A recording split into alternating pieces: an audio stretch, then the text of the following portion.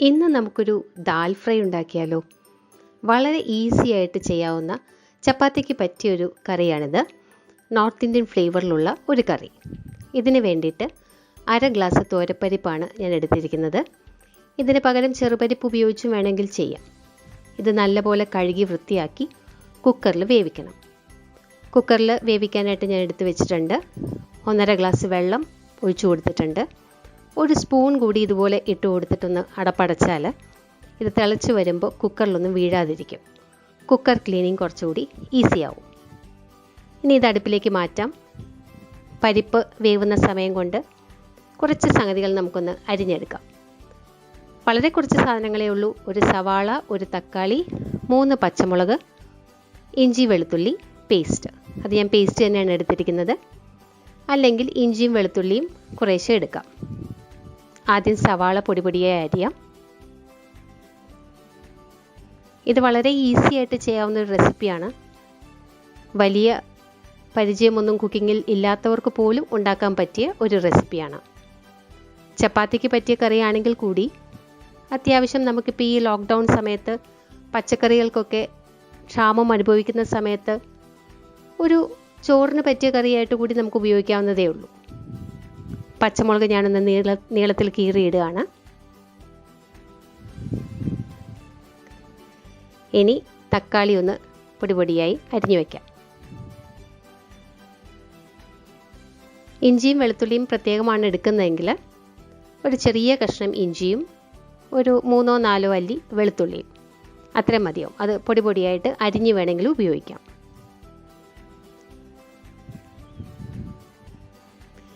ഇനി ഇത് അരിഞ്ഞ് കഴിയുമ്പോൾ നമുക്ക് ഒരു പാൻ അടുപ്പിൽ വെച്ച് എല്ലാം ഒന്ന് വഴറ്റിയെടുക്കണം. അരിയിലെല്ലാം കഴിഞ്ഞു. ഒരു പാൻ അടുപ്പിൽ വെക്കാൻ പോകുന്നു. പാൻ ചൂടാവുമ്പോൾ 1 ടേബിൾ സ്പൂൺ ഓയിൽ ഒഴിച്ചു കൊടുക്കുക. ഏതെങ്കിലും റിഫൈൻഡ് ഓയിൽ ഉപയോഗിക്കുക. കാരണം നോർത്ത് ഇന്ത്യൻ കറി ആയതുകൊണ്ട് വെളിച്ചെണ്ണ വേണ്ട. ആദ്യം 1 ടീസ്പൂൺ ജീരകം ഇട്ടൊന്ന് മൂപ്പിക്കണം. ജീരകം നല്ലപോലെ പൊട്ടി വരും. ആ സമയത്ത് നമുക്ക് സവാള ഇട്ട് കൊടുക്കാം. ജീരകം മൂത്ത മണമൊക്കെ വരുന്നുണ്ട്. ഇനി സവാള ചേർക്കാം.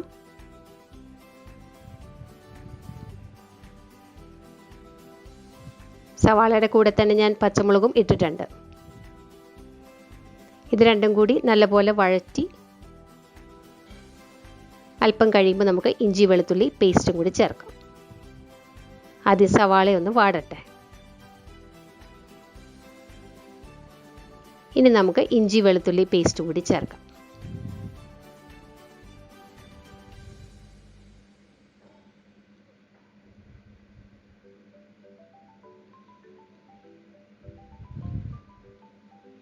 മറ്റേ അടുപ്പിൽ പരിപ്പ് വേവുന്നുണ്ട്.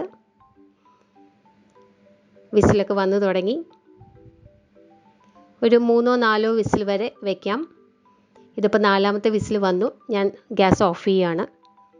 പരിപ്പ് കുറച്ച് കൂടുതൽ വെന്തു എന്ന് വിചാരിച്ച് കുഴപ്പമില്ല, കുറയണ്ട.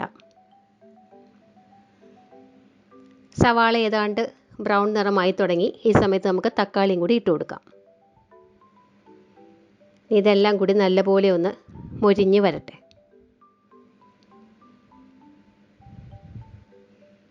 ഇത് എല്ലാവർക്കും ഇഷ്ടപ്പെടുന്ന ഒരു കറിയാണ്, പ്രത്യേകിച്ചും കുട്ടികൾക്ക്. കാരണം വലിയ എരിവൊന്നുമില്ല.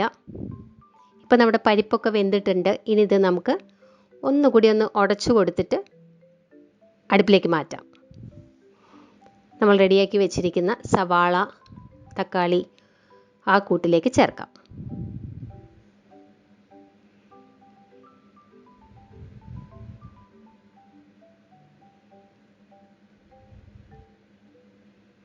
ഇനി ഇതിൽ ഉപ്പും മഞ്ഞൾപ്പൊടിയും കൂടി ചേർക്കാനുണ്ട്. വേറെ മുളക് പൊടിയൊന്നും ഞാൻ ചേർക്കുന്നില്ല.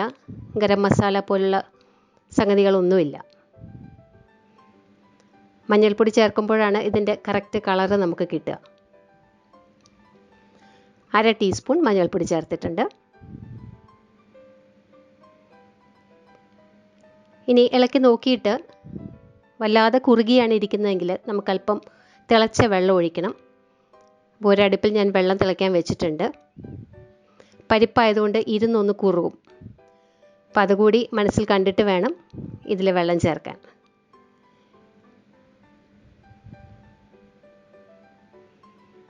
ഞാനൊരു 1/2 ഗ്ലാസോളം വെള്ളം എക്സ്ട്രാ ചേർത്തിട്ടുണ്ട്. തിളച്ച വെള്ളം തന്നെ ചേർക്കാൻ ശ്രദ്ധിക്കുക. ഉപ്പൊക്കെ കറക്റ്റായിട്ടുണ്ട്. ഇത്രയേ ഉള്ളൂ. അല്പം മല്ലിയില കൂടി തൂകിയാൽ നമ്മുടെ കറി റെഡി. എല്ലാവരും ഈ കറി ഒന്ന് ഉണ്ടാക്കി നോക്കുക. മിക്കവരും ചെയ്യുന്നതായിരിക്കും, എന്നാലും ചെയ്തിട്ട് അഭിപ്രായം പറയണം. Thank you for watching.